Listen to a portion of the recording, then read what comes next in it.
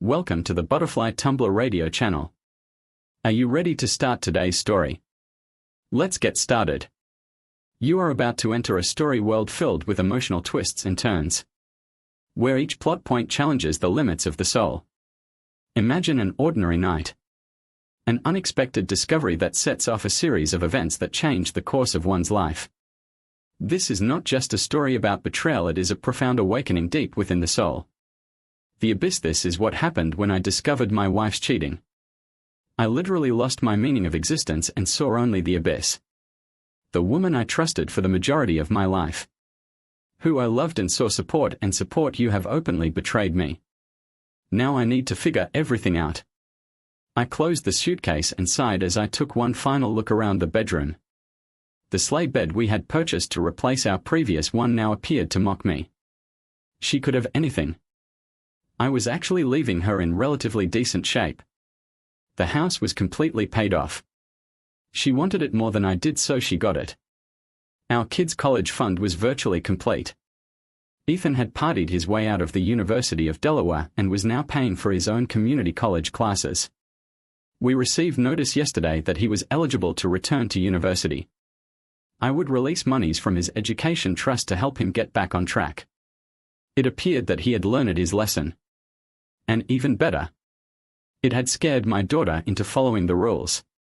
She had a 3.7 GPA after her first semester. Evelyn and I had debated over cutting Joe off, but I stayed firm. Growing up is part of the college experience, and he needed to understand that his choices had repercussions. I gave myself a bitter smile, thinking about how Evelyn would learn her lesson too.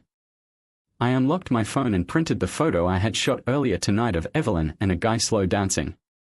I placed the picture, my wedding ring, and my lawyer's business card on the table where she might find them. I shrugged into my jacket and stepped out of the house for the last time. I was on the way for about 2 hours when my phone called. I knew I'd have to speak with her someday, but now was not the moment, so I set it to vibrate. I had a new job in South Evelina. My manager was startled when I took the post, and even more so when I asked if I might go early. I intended to take a day to find a location and a couple of days to introduce myself to the crew. The previous plant manager had left everything in disarray, so I stepped in as a savior. I expected a lot of long days at first, which was great with me because I didn't plan on becoming a social butterfly anytime soon. At 46 years old I was still in decent shape. That was a shame. I still loved my wife, hopefully. That will dissipate with distance and time. Until then, I had plenty of work to keep me busy. Time will tell. I stopped at a truck stop to gas and take a rest. I intended to stay at a hotel on the next exit and finish the trip tomorrow. I had barely taken a sip of my Diet Pepsi when the phone vibrated again. It didn't appear that she was giving up. Now was as good a time as any. I suppose I slid my finger across the screen and responded. "Hello, I'm Joseph," I said. "Joe. What the hell is going on the other end?" There was a voice. "Where did you acquire the picture? Why do you have your wedding ring on the table? And more importantly, where the hell are you?" "Hello, Evelyn. I took the image earlier tonight at the Red Horse Saloon. My ring sits on the table since it no longer means anything to me. And I am approximately 10 hours away from Charleston, South Evelina," I responded. "Wait. What doesn't signify anything? South Evelina, Joe? What the hell is going on?" she spluttered. "Evelyn, I discovered that you have not been going to Sherry's for the previous 2 weeks, as you had informed me. Instead, you've been visiting the Red Horse for cocktails. Given our past, I followed you last week and noticed you slow dancing with the guy in the photo. When the boss brought up a promotion in South Evelina, I jumped at the opportunity. I went to the lawyers and negotiated a settlement that I believe is exceedingly generous. It occurred to me that perhaps I had misinterpreted what I saw. So I followed you again tonight and noticed you slow dancing with the same guy. I definitely should have talked to you about it last week, but you lying about your location made it difficult. Whatever you said," I told her. "Joe, it was Mike Liam from sales and is married." "Is Mike her?" she replied quickly. Devon was no exception, I responded quietly. There was silence on the other end of the telephone. I realized I had been holding my breath. So I exhaled and drank another drink of Pepsi. I could hear her breathing heavily. You have not mentioned that name in over 5 years. I thought we were past it, she spoke cautiously. However, seeing you sneaking around behind my back and meeting another person at a pub brought everything back to the forefront. Evelyn, I cannot go through this again. Your romance with Devon almost destroyed me. I can't take it the second time. The youngsters are now situated. The house is paid off with your salary. I can walk away if I only give you the house. Our credit card debt is minor. And I plan to pay it off. I got a new work. And they are giving me a furnished apartment for the first year. There's no reason to make this tough. Go to my lawyer and pick up the paperwork. If you don't pick them up this week, I'll have them delivered to you, you'll see. After consulting with your attorney. It is a fair deal if you sign. We can finish this in 6 months and move on with our lives. A clean break is ideal, I spoke tiredly, Joe. Nothing occurred between Mike and me. Sherry was present. And you knew she would not let anything awful happen. I realize it looks horrible. And I'm punishing myself for lying to you. Come back. And we can discuss this. I can explain anything. She spoke urgently. Evelyn, it does not matter. Even if your dance could heal his cancer, I would still go on. Do you believe you comprehend the anguish and suffering I went through because of you and Devon? But you have no notion, Evelyn. It is the one who is lying. Nothing positive could emerge of a relationship in which you felt compelled to lie to me. I believe you would want to end this marriage. Then you can drink and dance without fear of a jealous husband at home. I understand that I may not have made it easy for you to do everything you want. But you can now, I spoke with a hint of bitterness. Joe, this is not fair. All I've ever wanted is to be with you. Even while I was being silly with Devon. I never intended to abandon you. He took advantage of my emotional and hormonal state. You understand this. We went through months of counseling to get through it. She cried. Do you know, Evelyn? I understand what you told me. What the counselor told me, what my doctor told me. But I also remember how I felt when I found out you were dancing with another guy in a pub. I understand how I felt when you lied to me again about your whereabouts. And let's speak about fairness. How is it fair that I had to go through the sorrow of losing a kid on my own? I didn't have someone on my side who understood me and wanted to touch and support me. Was it fair that I had to rely solely on my hand for relief for nearly a year while you slept with a snake oil salesman? You know what I am done. Just sign the blasted paperwork and put a stop to this false marriage. I told her in a chilly tone. I didn't want to hear her sobbing. So I ended the call. I mentally shrugged it aside and tried to return to my usual disinterested demeanor. I drove another 35 miles and exited at a hotel. By the time I fell asleep, I felt mostly fine. The next day was a long one. My phone began buzzing at 7:00 p.m. and continued to ring every hour on the half hour. When I stopped for some fast food, I saw one of the calls came from my daughter. Dad. What is going on? Mom said you abandoned her. She greeted me. Yes, I did, honey. She's been lying to me for the past 2 weeks. And I just can't take it, I answered Dad. That all she was doing was talking and dancing with a man who had lost his child. She was simply trying to help. She claims you misunderstood and took a job in South Evelynina without speaking with her. Something else is happening, Dad, so spill. She demanded in her take-charge tone. Honey, you're an adult now. So I'll give you some background on where I am. When little Casey died, both your mother and I fell into a deep depression. You could recall Mom being completely out of it for a long time. Someone has to stay close enough to the family to keep things running. So I soldiered on. I discovered that about 4 months after Casey's death, your mother began an affair with a co-worker that lasted approximately 5 months. I suffered alone while she had support and tenderness from someone else. I paused to calm my feelings. I had no idea. Why did you stay with her? My daughter inquired softly. Because I genuinely liked her. but primarily because the cost of life was prohibitively high. Divorcing her would have left me broke and only seeing my children on weekends. You would have had to deal with a failed marriage on top of losing a brother. I would have had to pay child support, spousal maintenance and hospital fees. And I would have been unable to live in the home. She had been on bed rest for 6 months before Casey's birth and had not returned to full-time work. So her income was minimal. I thought that focusing on the family and improving our marriage was the best course of action. To her credit, she said and did the correct things. Furthermore, I actually adored her. But I cannot go through it again. It was too difficult to see her dance with another man. Even though they weren't making out, she lied to me. And everything came flooding back. I am sorry, honey. I was hoping it would work out. But I just can't do it. It may not make sense to others. But the pain last night was as severe as it was 7 years ago. Damn, Dad, I had no idea. I know we were all quite confused about Casey. I can't believe what she did to you. What a jerk. She said fiercely, that's my gal. She always has her father's back, of course.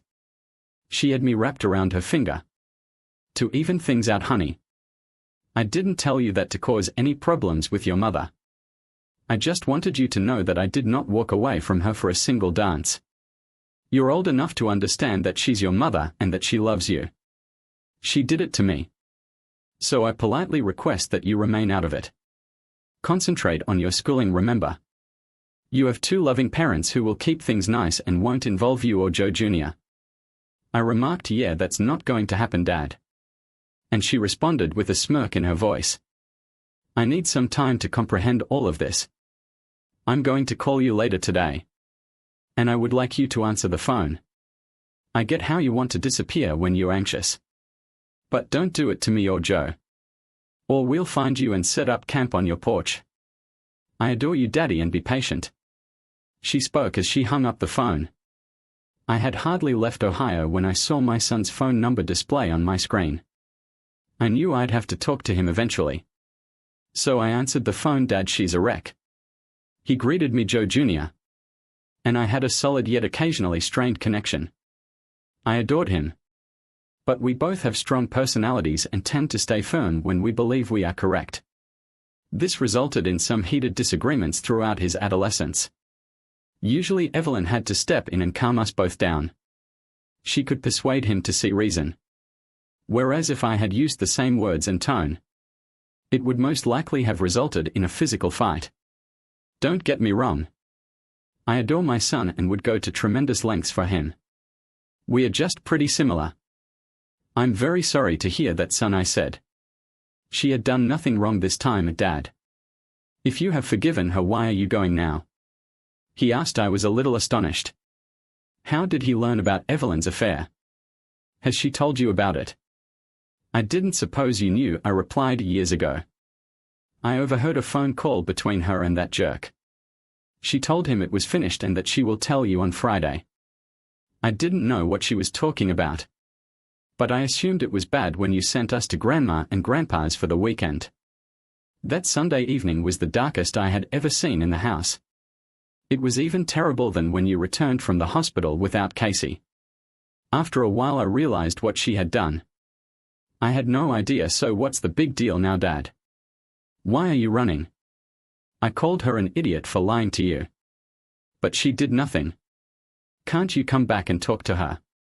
You're always telling me to man up and deal with my difficulties. Joe, you appear to be acting cowardly right now. Maybe I'm being a coward.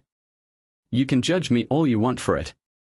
When you're in my position, you can make your own decisions. Until then, let me tell you what I told your sister: stay out of my private life. I can't express how proud I am of you for sticking with it and returning to the University of Detroit. I said. I'm going to end the call now before either of us says anything we'll regret later.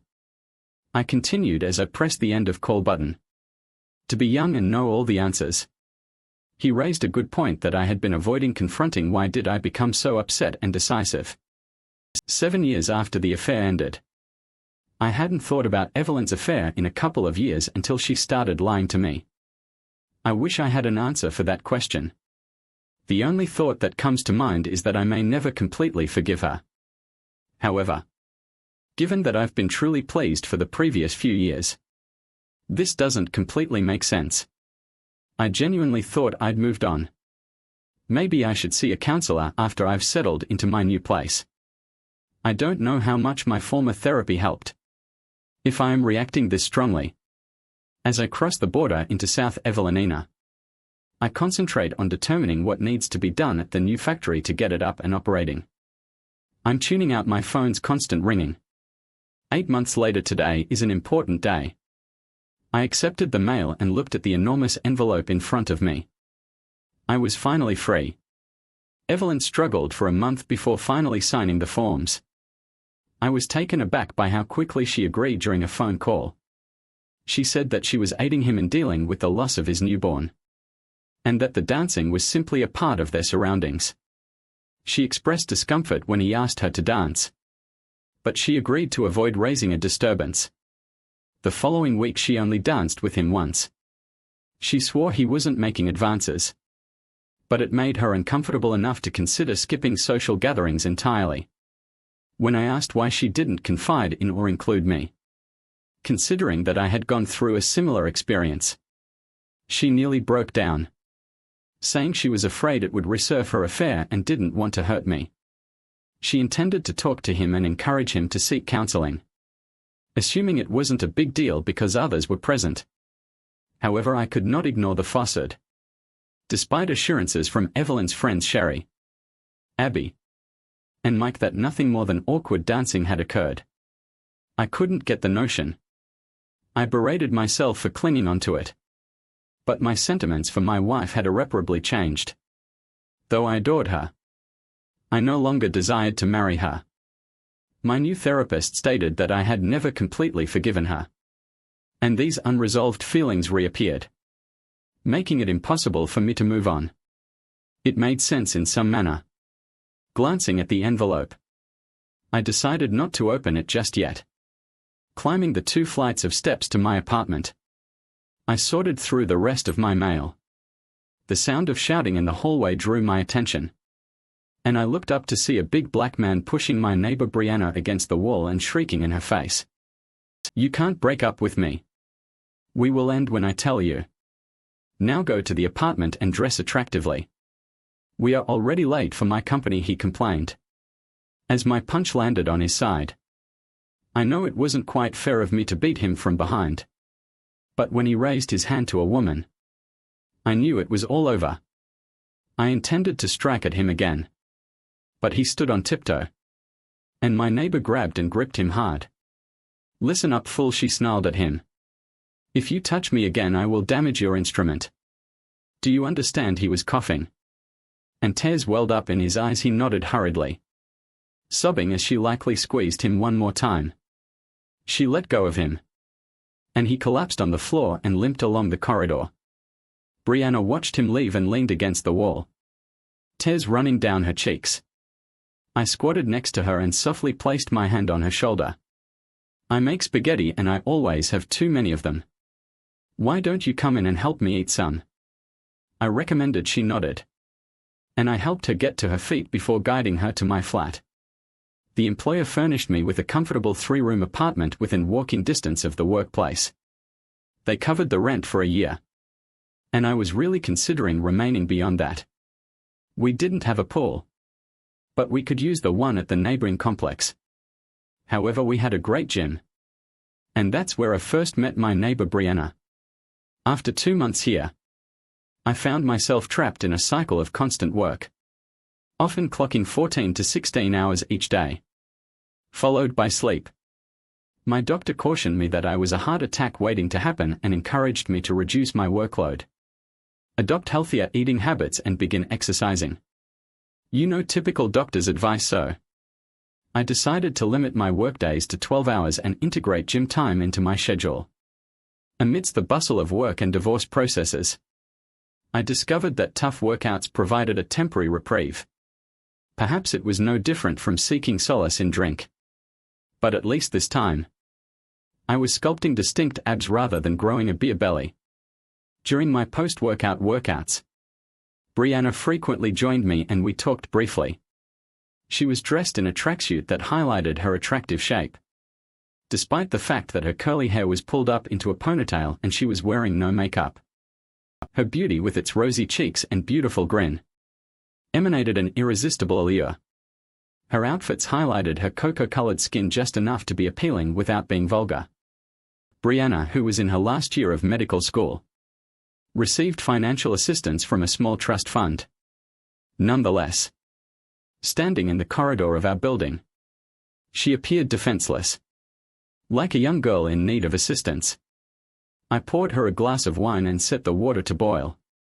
I popped up a drink and joined her on the couch. She moved closer, cuddling up to me and sipping her wine. She spoke in a level tone, explaining that her father frequently bullied her mother. He was holding her against the wall just like Tyrone did to her, and he kept lifting his hand at her. She detested her father for this but was afraid to intervene. Her mother was in tears, and she couldn't gather the resolve to urge him to stop. She was afraid as Ty trapped her against the wall. She was only able to think straight after seeing me behind his back and realizing I had hit him. "Thank you," she murmured, staring at me with her stunning brown eyes. "I was pleased to do that. Thank you for joining me at supper. You will be the first person I have supper with outside of work," I responded. She grinned and gave me a kiss on the lips. We liked the food, talked, and had a great time. I even received another kiss when she left at midnight. 2 months later, we began a close friendship. It all started quite casually. She insisted on inviting me to a pub with her friends, despite my feelings of sadness that I was enjoying my 47th birthday alone. Perhaps she highlighted my mood since 4 women in their 20s had been flirting with and around me throughout the evening. It was exciting. One of her pals even asked her, "If I please the birthday boy, will you allow me to participate?" My face flushed red from humiliation. I was just starting to realize it was a joke when Brianna stepped in. "I apologize, girls, but this white boy is going to eat dark flesh tonight. You can have the remainder once I finish with him," she announced, and I blushed again. I was taken aback as she approached me, giving me a serious look followed by a predatory smile. Brianna remained by my side until the conclusion of the evening. Overall, it was a fantastic night that has only improved with time. When we got home, Brianna didn't pretend to go to her apartment. Instead, she remained outside my door until I opened it. She walked in without saying anything, went right to my refrigerator, grabbed 2 bottles of water and closed the door. "Do you have any protection?" she suddenly inquired. "Brianna, you've been drinking, and I'm not sure it's a smart idea," I responded. "First and foremost, I've only been drinking water for the previous 3 bars, so I'm tipsy but not intoxicated. Second, it's not about sentiments. It's about 2 individuals trying to satisfy their desires," she proclaimed, then continued her acts. "Why not?" "What exactly are you talking about?" I pondered. "And we went to the couch. You belong to me tonight." I said that was my best night. Dawn's rays shone through the window, lighting a gorgeous bronze-skinned woman lying out on my pillow. I put my hands behind my head to think. Last night, I contacted Brianna. Nonetheless, she was fantastic. I realized we didn't have a future. When my children grew up, I didn't want to start over, and I didn't love her. She was my first friend since moving here, and I wished the best for her. I was willing to assist in any manner, but there was no possibility of a typical love connection. So what happened last night? 2 consenting folks let off steam. I hoped she felt the same way. I realized when I looked at her, she was awake and gazing at me. I was thinking about last night. Yes. I just hope it doesn't ruin our friendship, I responded. "Joe, you are great and very precious to me. However, we both understand that we are not meant to be together. I want children, a profession, and everything together after graduating from the clinic. I will relocate to wherever my job takes me. You've never shown an interest in starting anew with children in a Morgan," she remarked, grinning. "That's correct. I was there. I did it, I grinned back. So that leads us to last night. I enjoyed it and would like to repeat it. But if it becomes too awkward for you, it can be a one-time experience personally. I would prefer that we become friends for our own advantage. There are no responsibilities, we are still friends. And when we are in the mood, we enjoy each other's company. What say you? What is it? She asked. I've never seen a circumstance in which buddies receive perks before. I wasn't sure what to do about it, except that we seemed to be on the same page. I'm a 47-year-old male who has been in a meaningful relationship for the last 25 years. It appeared that I was being offered something exceptional. I decided to have a more youthful attitude and act like I was 27. Not 47. I doubt it will be easy for you to get to me from this side of the bed, I said. She glanced at me and I was frightened I'd said something wrong. Then she chuckled and approached. After the morning meeting, Brianna made it obvious that we were no exception. Joe, I'm going to be busy in school and may eventually begin dating other guys. I anticipate seeing a couple of women walk out of your door in shame. Okay. You are too good a guy to spend your life moping at home.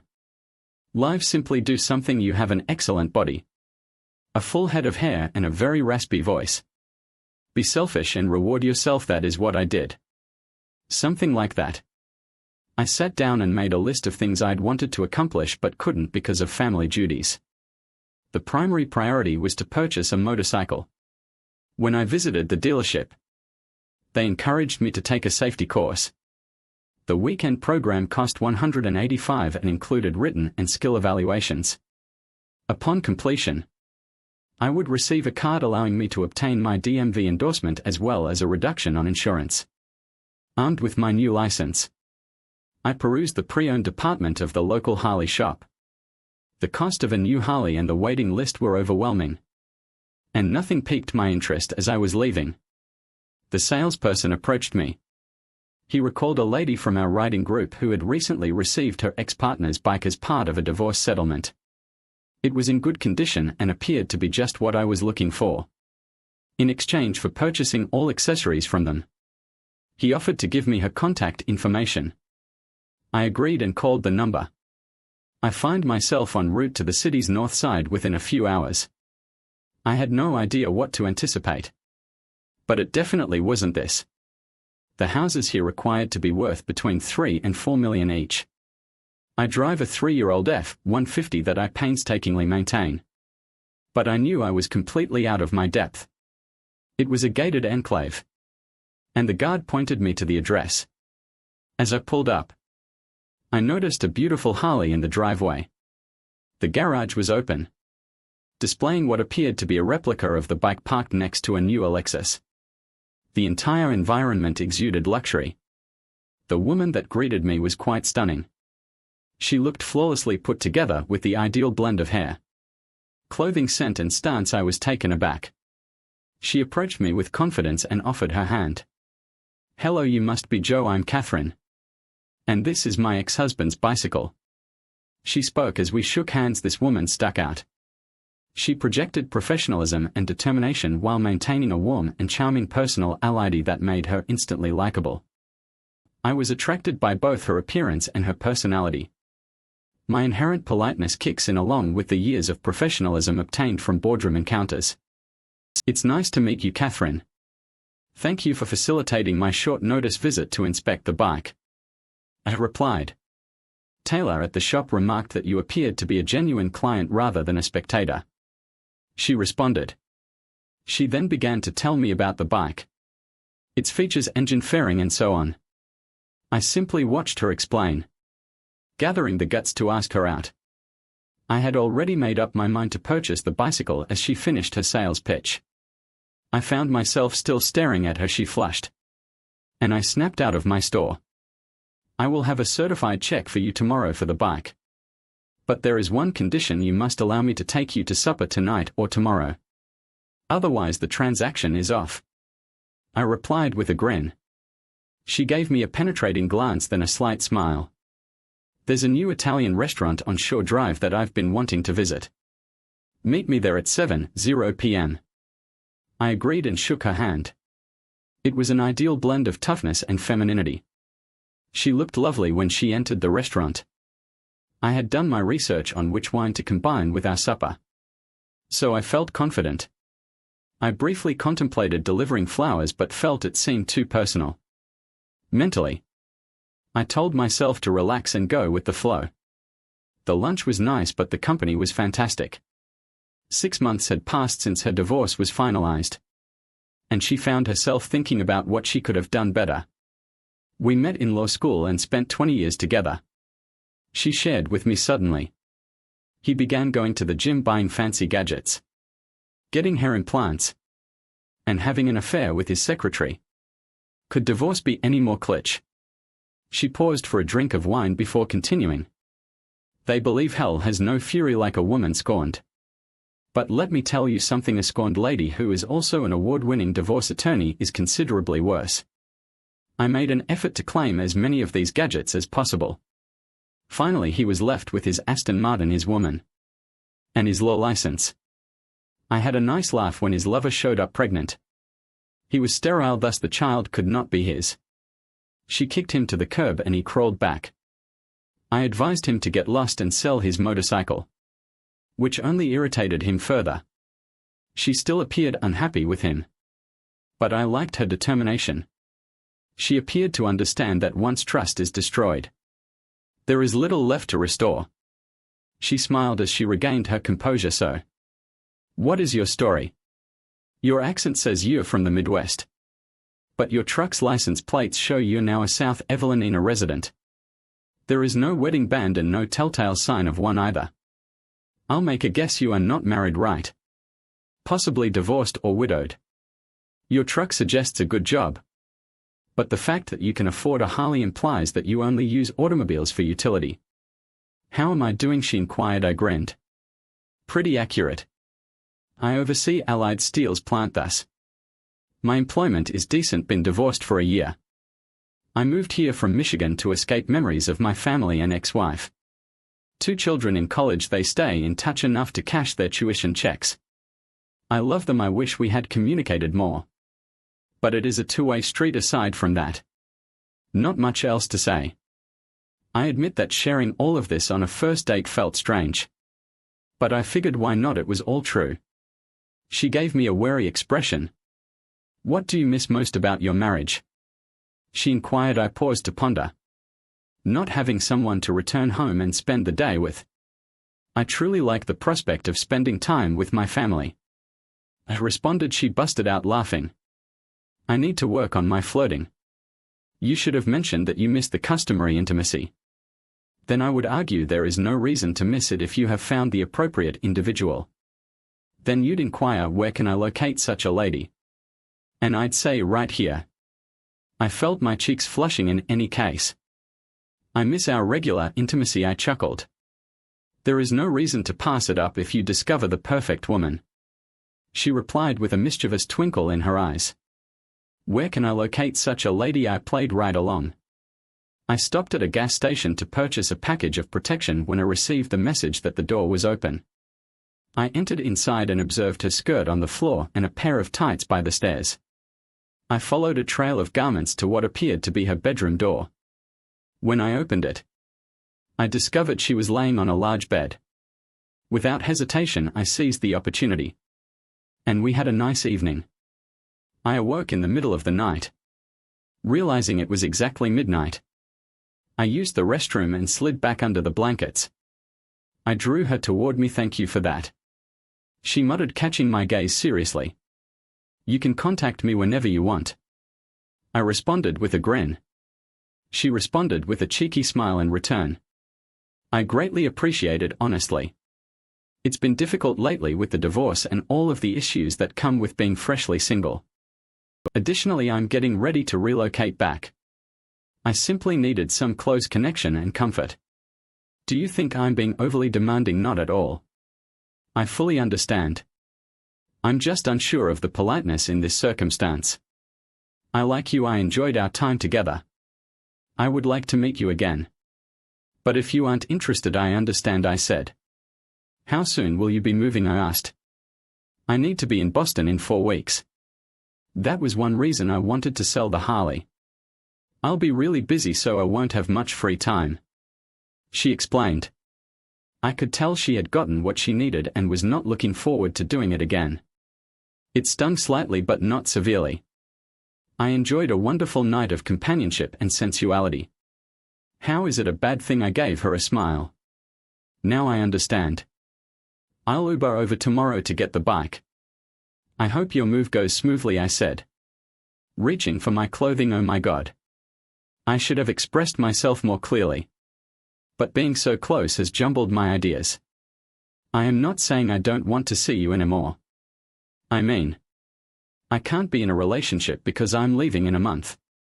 She murmured and buried her face in the pillow. Turning her over, I began kissing her. Then let's make the most of the next several weeks by enjoying each other. I reassured her. She smiled and nodded before falling asleep, so I dressed and kissed her on the forehead before leaving. When I arrived home, Brianna greeted me and appeared to be waiting for me. I have a critical test tomorrow, and I may use some help tonight, she said, removing her shirt with a cheeky look. I was caught off guard. Sure, what do you study? Let us simply call it anatomy. She responded playfully, drawing me closer. Panic overcame me. Could you please help me with something first?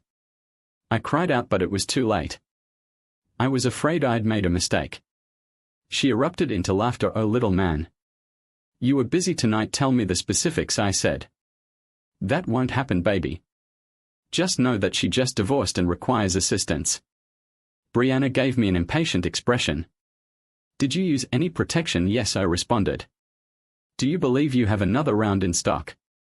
What is it? She asked. I chuckled. God knows I'll try. Let me take a shower and then we'll see. I said no.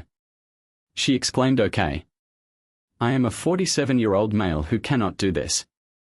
Brianna appeared to be in a peculiar mood. I chose not to stop there. And it resulted in the most wonderful intimacy I'd ever experienced in my 47 years. I nearly fainted when we finished. We took a brief shower, then we went back to bed. And she cuddled close to me. After reflecting on how odd my life had become, I ultimately fell asleep the next morning. When I went to pick up my bike, Catherine was apprehensive. Okay, Joe. I don't typically do one-night stands. But I am in a fantastic mood right now, she told me. I smiled at her. A one-night stand isn't my thing either. But if it looks like last night, I might consider it. Have you ever considered moving to Boston? She asked. I smiled and kissed her. No, I am tired of the cold. I've experienced enough winters in Michigan to know that I like sunlight. She remarked. That must have sounded strange, right? I grinned beside her. But actually, we'll have a lot more meetings before you go. After which you can go to Boston.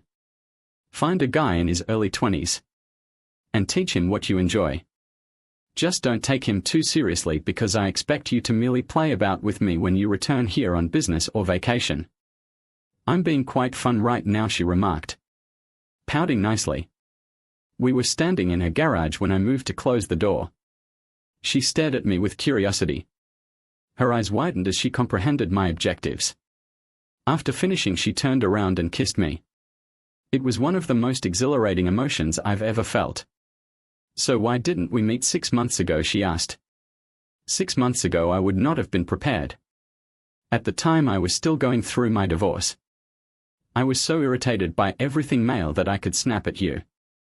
She remarked while tugging on her jeans. So let's chalk it up to the wrong time and enjoy the moment. I recommended. I agree, she responded. Her eyes narrowed. You're dating someone else, right?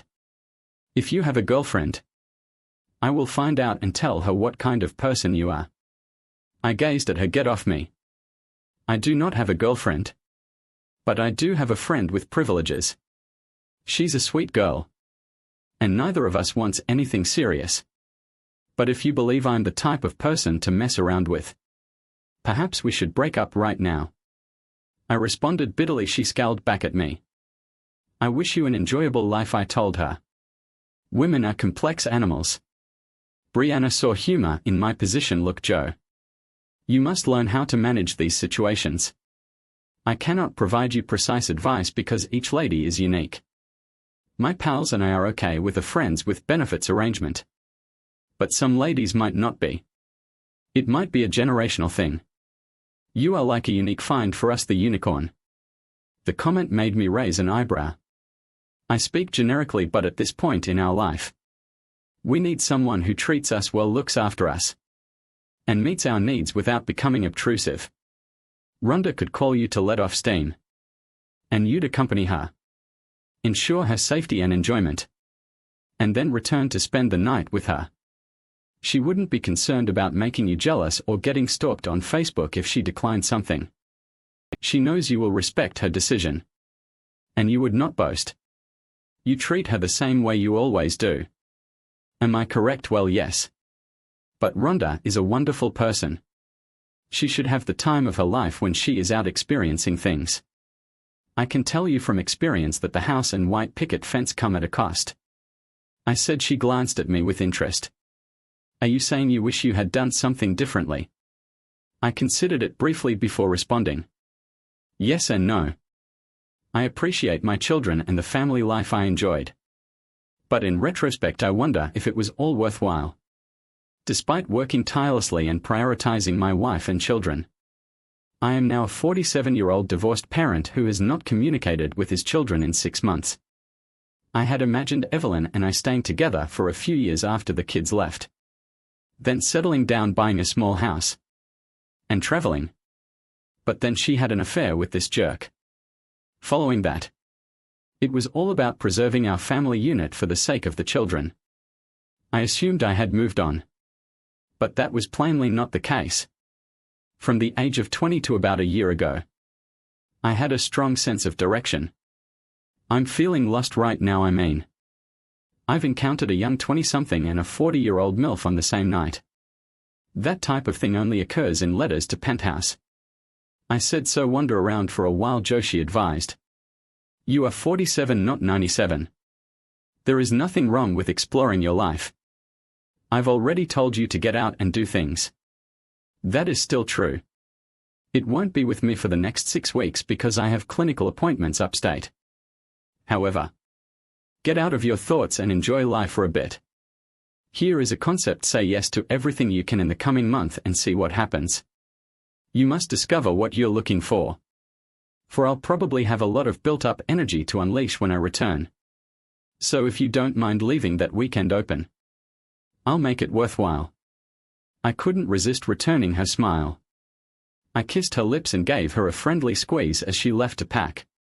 She genuinely was my closest companion at the time. Even if we weren't romantically involved, she'd be the person I turned to for advice. I paused for a while to consider my feelings for her. I felt deeply for her, that much was certain. But I was not madly in love with her. I knew she'd meet someone fantastic.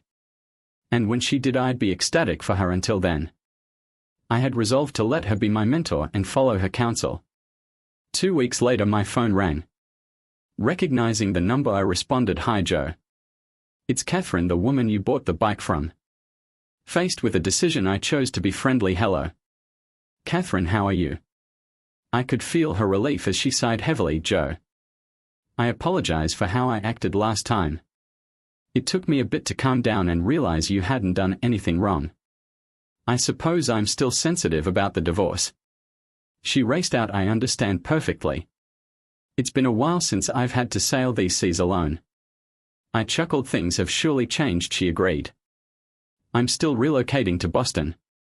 But there will be a mandatory awards dinner and farewell party next Saturday. My ex will be there. And I would want to have a charming companion with me. The company covers everything. Just show up and be my date for a few hours. We can make a weekend of it. Or you can depart after the awards. Would you please accompany me?" I'd be overjoyed. "Catherine, but there's one problem," I responded, double-checking that my door was closed. "What is it?" "What is it?" she inquired. "If I plan to spend the weekend with an attractive woman in a luxurious hotel room, you must be prepared for me to do everything I want for hours on end."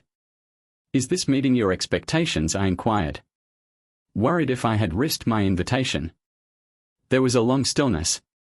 And I started to feel uneasy. Just as I was about to withdraw my remarks, she said again with a raspy voice, "You cannot mention such things just before a meeting. I'm about to meet with a client and hear this. I can't get over it." Excited. "I'm going to a few businesses. And you're going to have an amazing weekend, buddy. I have to leave, but I will text you the specifics. We had a wonderful time together." She must have spent money on undergarments. When we discovered that her ex was staying in the same hotel room, she quickly threw on a swimsuit. And we headed to the pool. She pointed at him. But I would have noticed him otherwise. The guy with a slight punch and thinning hairline stared at us closely as I swam up to the bar. His tribal tattoo stood out against his pale, underdeveloped shoulders. I received many glances from other women suddenly. I felt someone pressing against my back. And one hand touched my shorts while the other sought for a drink. I turned to kiss Catherine and removed her hand from my shorts. "Let's finish these beverages and return to the hotel," I replied, not embarrassed. Catherine's pals cheered as she downed her drink. Her face turned red. And we didn't look back after passing her ex. The award ceremony was uninteresting. But my partner was fantastic. We danced all night. Then made love after cleaning up. I sat down with a glass of scotch to ponder my connection with Catherine. It was exactly as it should be, friends with benefits. Brianna was in the same category.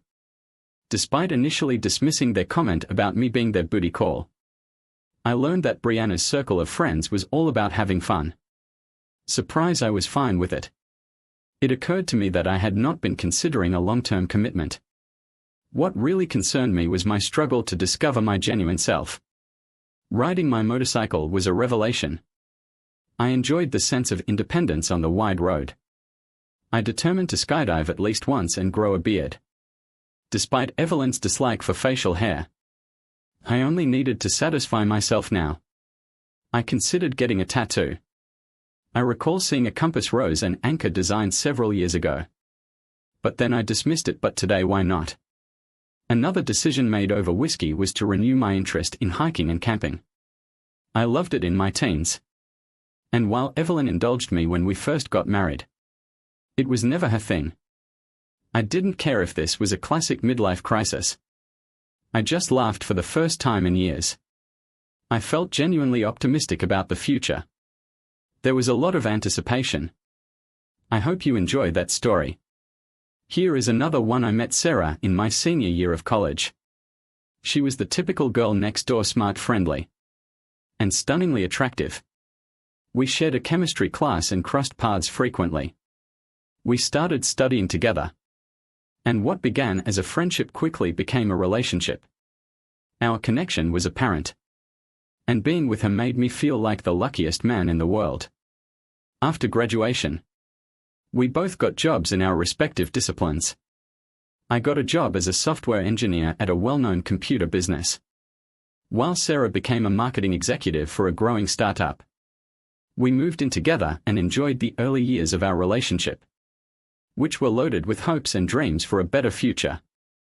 Within a few years I proposed, and Sarah accepted without hesitation. Our wedding was a simple but magnificent ceremony attended by close friends and family. We were pleased and enthusiastic, eager to begin this new chapter in our lives. We purchased a cozy home in a quiet neighborhood and soon began planning for a family. Sarah and I seemed to have everything. A year into our marriage, we brought our son Noah into the world. Parenting was a new and thrilling experience. We enjoyed watching Noah progress through each milestone, which demonstrated our love and commitment. Sarah was an incredible mother, and I treasured every minute we shared as a family. Sarah's profession flourished as Noah grew older. She obtained multiple promotions, and her job duties rose. She began working longer hours and traveling frequently for business.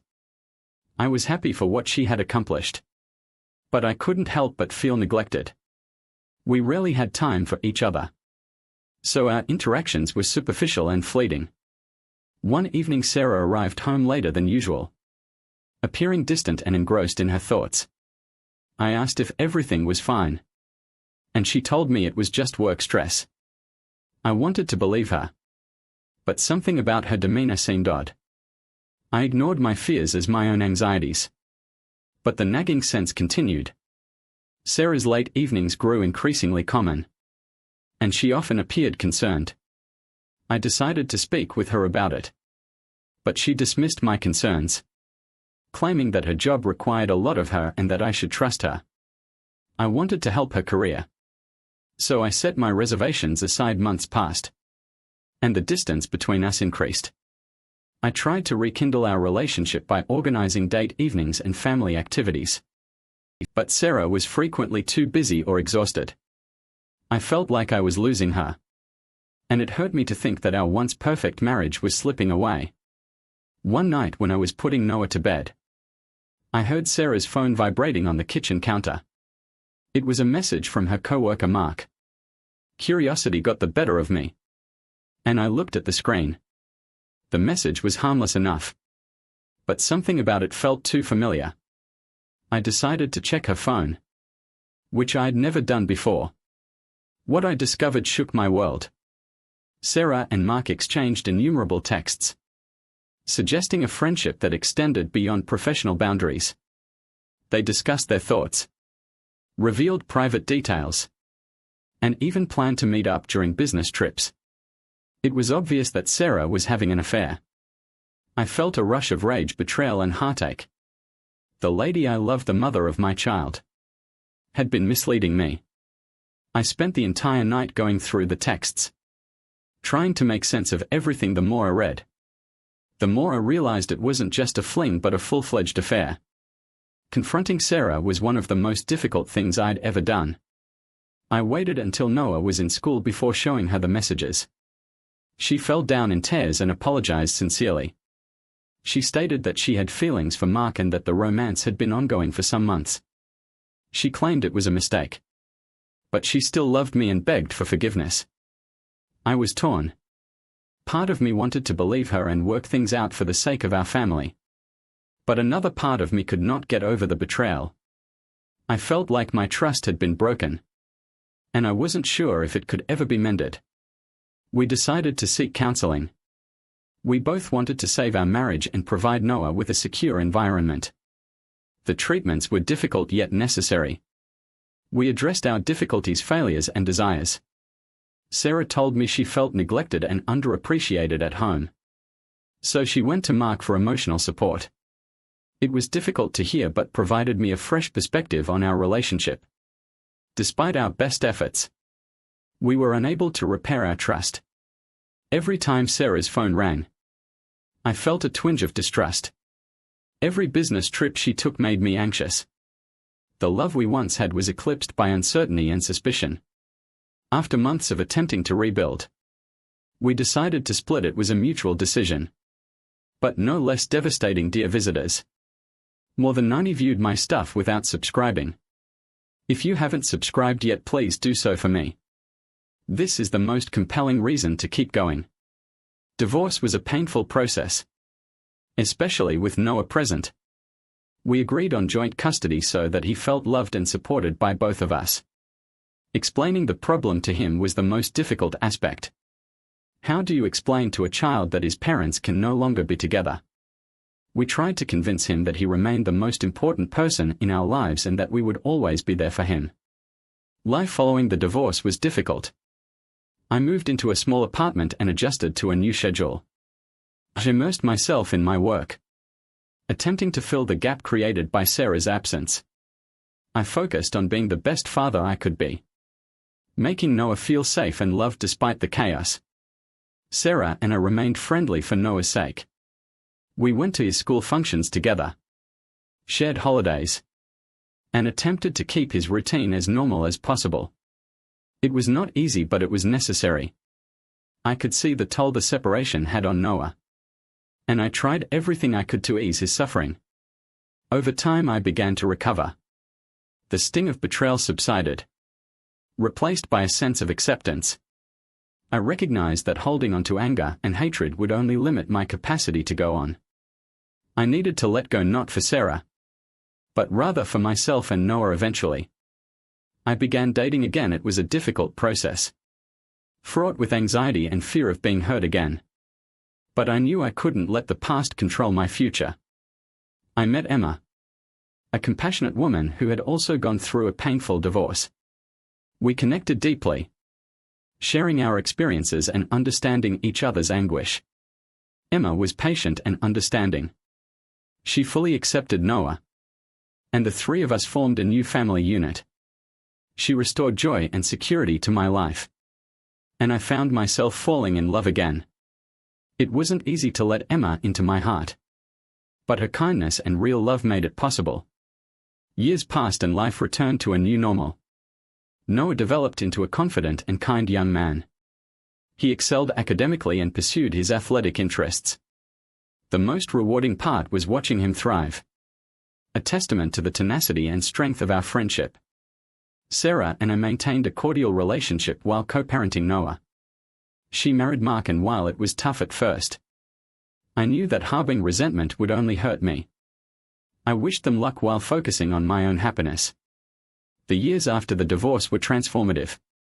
I concentrated on my job, rising to a senior software engineering position that brought both financial security and professional fulfillment. I put Noah in the best schools to ensure he had every opportunity to succeed. Noah and I created a regimen that worked for us. Our friendship strengthened as we faced life's trials together. We traveled, tried new hobbies, and spent many evenings discussing his ideas and goals. He frequently inquired about his mother. Anna responded honestly but gently, never wanting to tarnish his opinion of Sarah. Despite the grief she had inflicted, Sarah's visits became less frequent as she settled into her new life with Mark. She would send gifts and call on birthdays, but the emotional barrier was evident. Nobody noticed, and while he never said it out loud, I knew he was feeling the pain of his mother's absence. Noah expressed an interest in paying Sarah and Mark a visit during the summer. He was inquisitive about their life and wanted to better understand his mother.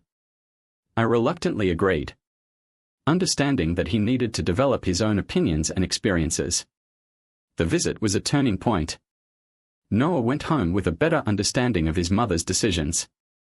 He adored Sarah, but he also acknowledged our differences. Noah enjoyed our life's simplicity and honesty in contrast to the grandeur and superficiality he witnessed with his mother and Mark. As Noah approached adolescence, he developed greater independence and desire.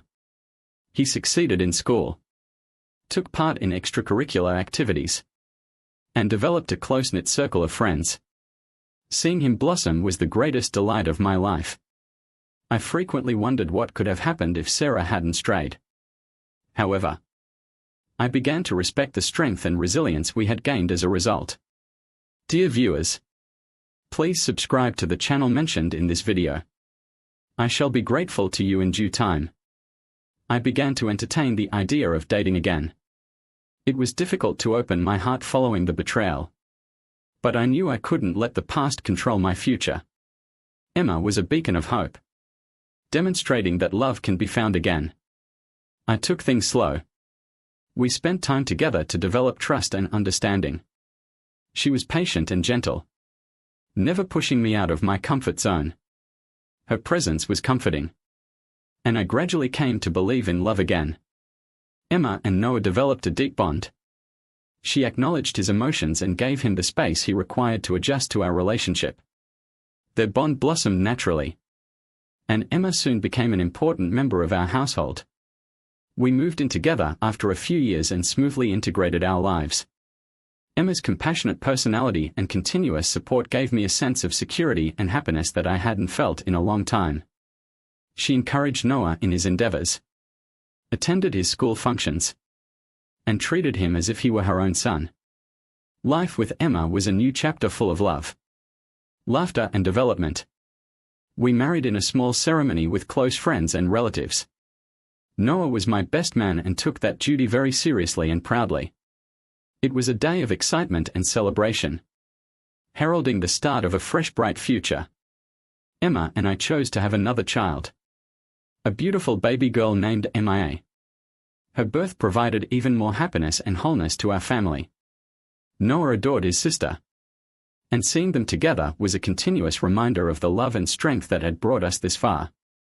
We experienced issues as do all families. But we faced them together. I valued open communication and mutual respect to keep our connection healthy. We went to therapy sessions to strengthen our bond and learn how to negotiate the intricacies of our mixed family. Reflecting on my path, I recognized that Sarah's betrayal, while painful, had given me a better understanding of love and resilience. It taught me the value of trust and the significance of genuine relationships. I learned to appreciate those who supported me and let go of those who did not. Forgiving Sarah was a gradual process. It wasn't easy. But I understood that harboring hatred and resentment would only harm my happiness. I chose forgiveness not for her sake, but for my own peace of mind. Letting go of the past allowed me to completely appreciate the present and anticipate the future. After the divorce, I became more focused on work. I buried myself in my projects, frequently staying late at work to avoid the emptiness of my apartment. My dedication was not overlooked. Within a few years, I was promoted to lead a team of engineers, a position that offered both challenges and rewards. During this period, I also saw changes in my colleagues. Jake, one of my co-workers, had also been through a divorce. We connected over our common experiences, and our friendship grew stronger.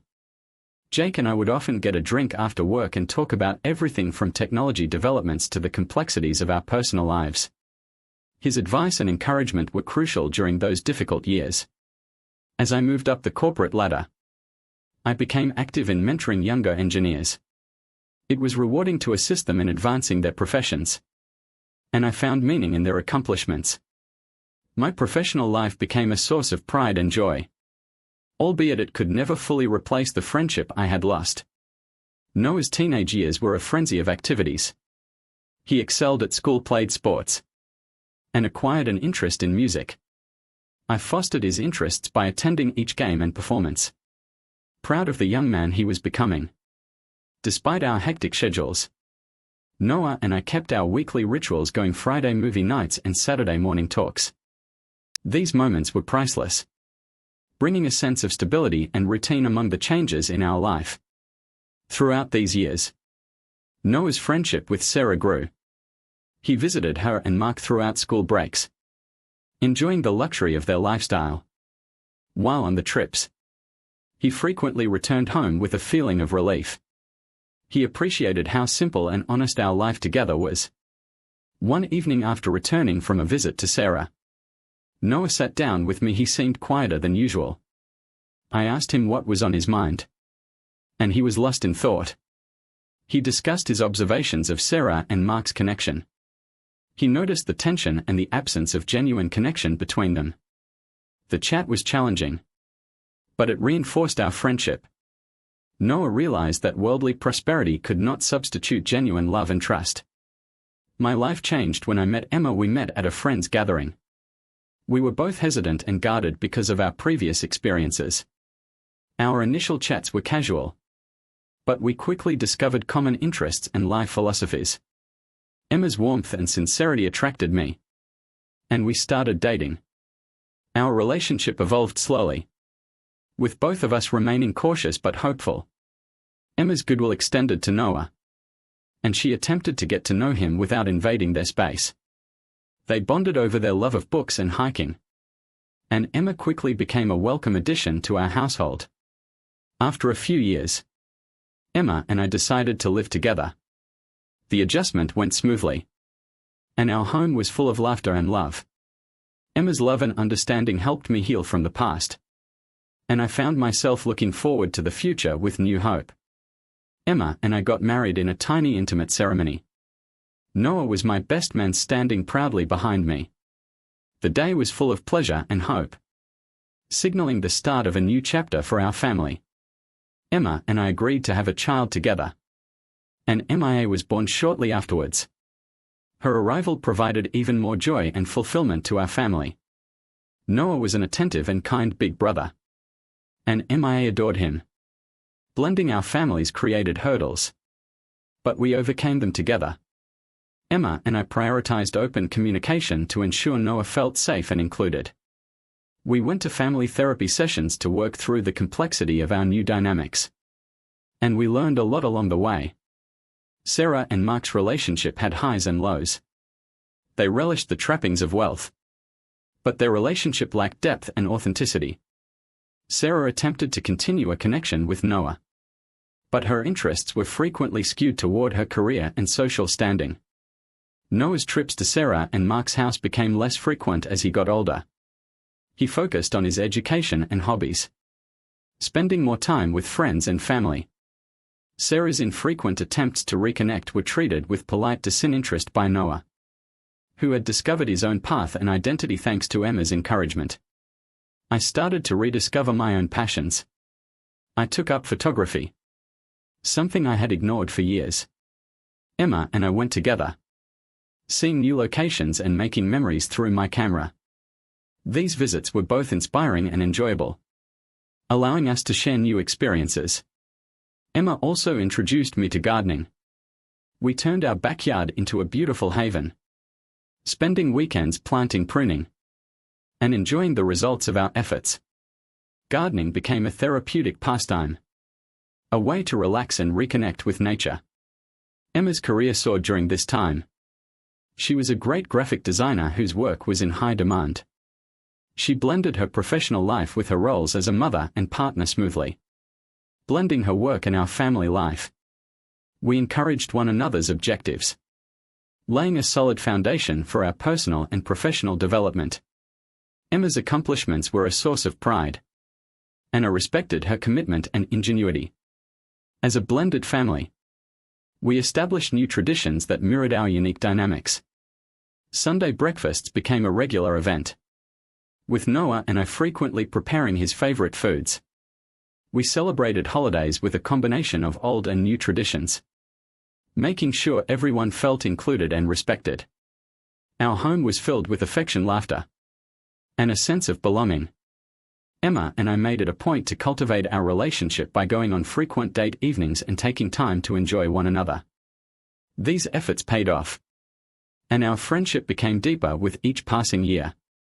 MIA's arrival injected new energy and joy into our lives. She was a bright, inquisitive child who was constantly ready to discover and learn. Emma and I enjoyed watching her reach each milestone, a reminder of the love and tenacity that had brought us together. Despite their age difference, Noah and MIA shared a strong affinity. They enjoyed their time together, whether it was playing games, reading, or exploring the outdoors. MIA looked up to her older brother, and Noah took his job seriously. Life is always changing, with new problems and opportunities. Emma and I faced each barrier together, guided by our mutual respect and affection.